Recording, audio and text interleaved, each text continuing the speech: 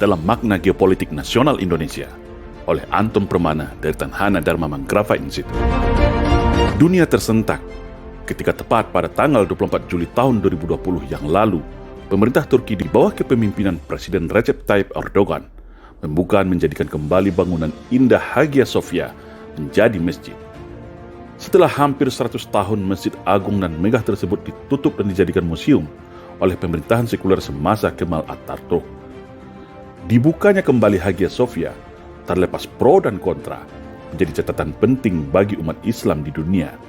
Apalagi dengan cara elegan, pemerintah Turki memaparkan secara telak bahwa Masjid Hagia Sophia adalah berupa wakaf dari Sultan Mehmed II atau Muhammad Al-Fatih, di mana masjid ini sudah dibelinya secara sah dari harta pribadi, baru kemudian diwakafkan beliau untuk umat muslim di dunia. Telaknya bukti dan fakta hukum ini membungkam kelompok yang kontra dan mencaci maki Turki selama ini. Tambah lagi, secara gentleman, Presiden Recep Tayyip Erdogan langsung menyambangi dan menjelaskan hal ini kepada Sri Paus ke Vatikan. Artinya, perubahan status Museum Hagia Sophia menjadi masjid adalah sah dan legal. Banyak makna yang tersirat dan tersuruh atau tersembunyi yang bisa kita dapatkan dari kejadian monumental ini kalau kita hadapkan kepada kondisi geopolitik nasional Indonesia hari ini. Yang pertama, Turki adalah bukti nyata hari ini bahwasanya Islam ternyata berhasil menjadi solusi dari sebuah keterpurukan sistem bernegara era The New World Order saat ini. Turki membuktikan itu secara jitu, bahwasanya Turki di bawah kepemimpinan partai politik Islam mampu membawa Turki jauh lebih berwibawa, maju dan modern. Yang kedua, Turki hari ini adalah salah satu bentuk kesuksesan Islam yang bermetamorfosa menaklukkan sistem demokrasi sekuler tepat di jantungnya Eropa. Tanpa perang, tanpa letusan senjata, namun melalui jalur politik demokrasi, yaitu memenangkan pemilu secara demokratis, kemudian menerapkan konsepsi Islam sehingga Turki yang awalnya dijuluki The Segment of Europe sekarang menjadi negara dengan kekuatan ekonomi peringkat nomor 16 di dunia. Bahkan saat ini, Turki secara militer menjadi salah satu negara Eropa yang terkuat militernya setelah Amerika. Teknologi Turki maju pesat, ekonominya tumbuh secara positif, dan boleh dikatakan saat ini, Turki telah menjadi tulang punggung utama pertahanan negara-negara Eropa. Yang ketiga, secara teknologi militer, khususnya dalam alutsista drone tempur, drone buatan dalam negeri Turki seperti Bayraktar, Al-Kinci sudah menjadi king of the king drone dunia mengalahkan drone buatan Amerika dan Israel. Tidak hanya itu, berbagai macam peralatan tempur buatan Turki sudah mulai mengisi arsenal sampai 42 negara di dunia. Baik itu berupa tank, helikopter, rudal, roket, kapal perang, drone tempur, rampur, rantis, senapan hingga kapal selam. Yang keempat, keberhasilan Turki menjadi raksasa di dunia di tengah ancaman resesi ekonomi dunia menjadi jawaban bahwa Islam ibarat raksasa yang mulai bangkit dari tidurnya setelah keruntuhan Utsmani tahun 1924. Boleh dikatakan, 70 tahun belakangan ini adalah masa kelam bagi umat Islam dunia menjadi korban invasi dan korban penjajahan negara-negara kolonial. 50 tahun lebih tepatnya lagi, Islam terpuruk dan dihinakan dengan berbagai stigma buruk dan bodoh. Agar secara mentalitas, umat Islam di dunia menjadi inferior, merasa kerdil dan kecil. Padahal, 1330 tahun dalam sejarah dunia, Islam pernah memimpin hampir sepertiga wilayah permukaan bumi ini secara gemilang. Turki hari ini kembali bangkit untuk membuktikan itu semua, bahwa Islam adalah solusi dari kerusakan yang terjadi di dunia saat ini. Peran Turki di Suriah, Palestina, Libya, Afrika, bahkan Rohingya menjadi bukti negara sekelas Amerika, Rusia, Cina, bahkan NATO sekalipun merasa enggan untuk berbenturan head-to-head dengan Turki. Sungguh, Turki yang kita lihat hari ini adalah sebuah keajaiban yang luar biasa. Tak terbayang, sejak Atatürk yang mengklaim dirinya bapak modernisasi Turki, membuang Islam jauh-jauh dari kehidupan negaranya, lalu menjadikan sekularisme sebagai konstitusi negara. Akibatnya adalah, secara otoriter, setiap nafas yang berbau Islam di bumi dihakungkan dari Turki. Pakai hijab atau jilbab dilarang, sekolah agama dibubarkan, azan pun dilarang pakai bahasa Arab, diganti dengan bahasa Turki. Segala bentuk maksiat dibebaskan, judi, minuman keras beralkohol, bar, diskotik, bioskop, prostitusi, dan sistem riba dibuka seluas-luasnya atas nama modernisme negara Turki. Ajaran dan ritual ibadah Islam distigmakan kuno dan menghambat kemajuan Turki. Para ulamanya dipenjara, para aktivisnya diburu dan dibunuh dan dibungkam. Ada juga yang diisolasi ke luar negeri. Pokoknya, atas nama sekularisme dan modernisme, Turki merubah dirinya negara sekuler di mana agama dianggap ancaman dan sebagai musuh negara. Tapi apa yang terjadi setelah itu? Kerusakan moral, korupsi, dan bencana sosial terjadi hampir di santero Turki.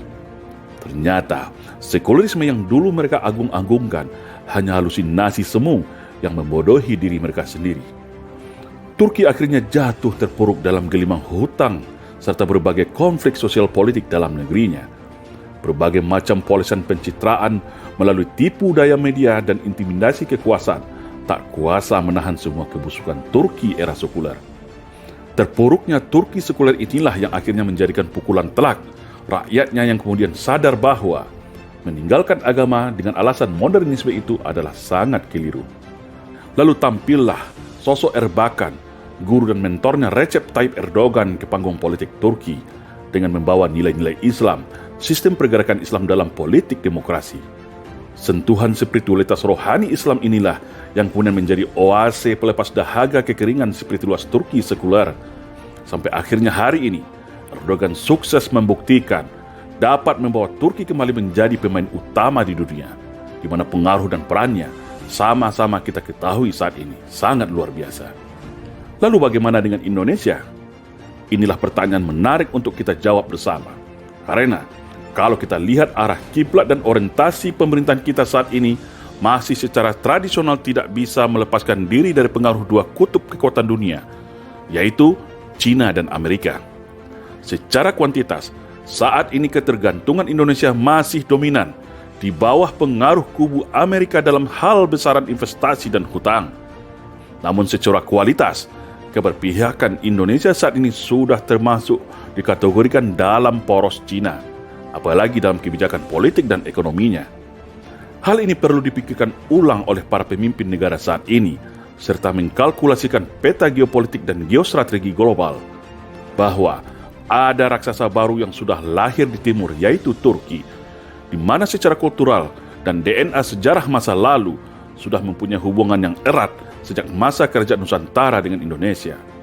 Seperti hubungan dengan kerajaan Aceh, kerajaan Tidore, keraton Yogyakarta atau Mataram Islam, dan beberapa kerajaan lainnya di masa Kekhalifahan Utsmani. Sesuai dengan prinsip politik luar negeri Indonesia yang bebas aktif, seharusnya Indonesia jangan terlalu cepat atau terburu-buru menghambakan dirinya kepada satu poros kekuatan dunia saja.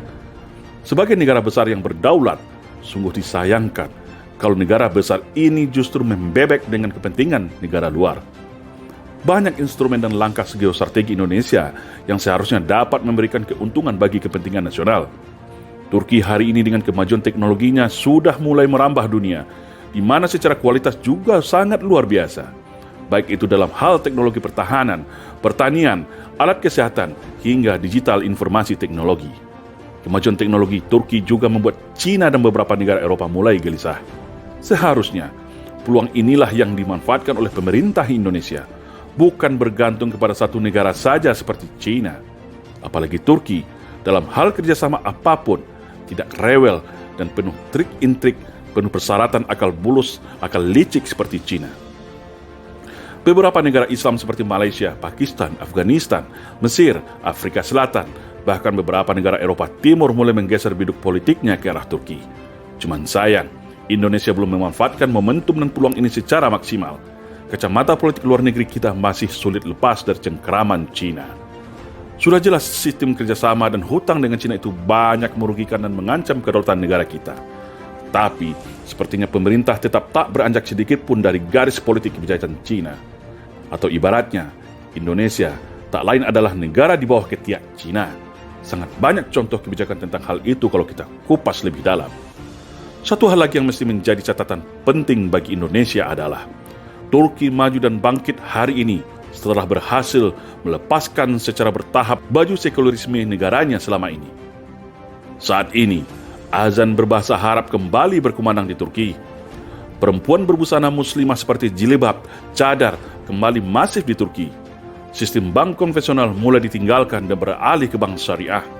Sekolah dan universitas Islam tumbuh bagaikan jamur di santero wilayah Turki.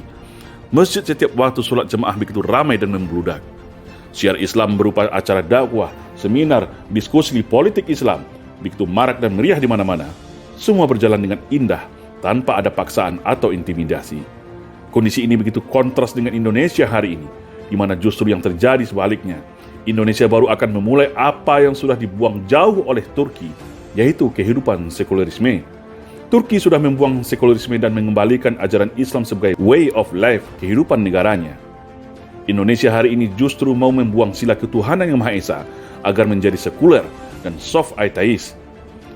Buku agama Islam dan kegiatan ibadah Islam di Indonesia sedang gencar distigmakan buruk dengan narasi radikalisme dan isu khilafah. Apa yang sedang dikampanyekan pemerintah Indonesia hari ini mirip dengan apa yang dilakukan era Kemal Atatürk, di mana justru sekularisme itulah yang justru menghancurkan Turki, dan sebaliknya Islamlah yang justru kembali membangkitkan Turki. Jadi aneh kok Indonesia mau melakukan apa yang sudah terbukti gagal dilakukan Turki. Ada apa di balik ini semua? Secara kultural Indonesia itu punya banyak kesamaan dengan demografis rakyat Turki, bukan dengan Cina ataupun Amerika. Tak ada yang lebih baik negara kita menjadi dirinya sendiri, mengadopsi negara yang sukses tapi secara akar budaya dekat dengan budaya Indonesia. Disinilah titik krusial penentu bagi kita semua.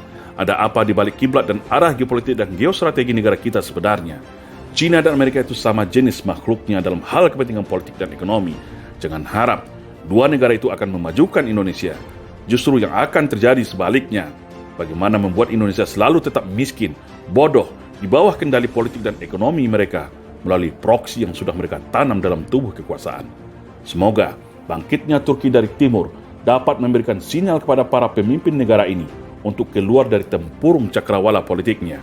Sudah rindu kita melihat negara ini bangkit maju, berdaulat mandiri, bermartabat, serta berwibawa baik secara nasional dalam negeri maupun pergaulan internasional. Karena segala sumber daya untuk itu kita miliki semua. Hanya tinggal menunggu sistem kepemimpinan yang tepat untuk dapat membawa Indonesia menjadi lebih baik. Dan semoga bangkitan Turki dari kebusukan sekularisme menjadi konservatif Islam saat ini dapat menjadi inspirasi dan motivasi bagi kita semua agar Indonesia ke depan juga maju dan sejahtera. Insya Allah. Salam Indonesia Jaya.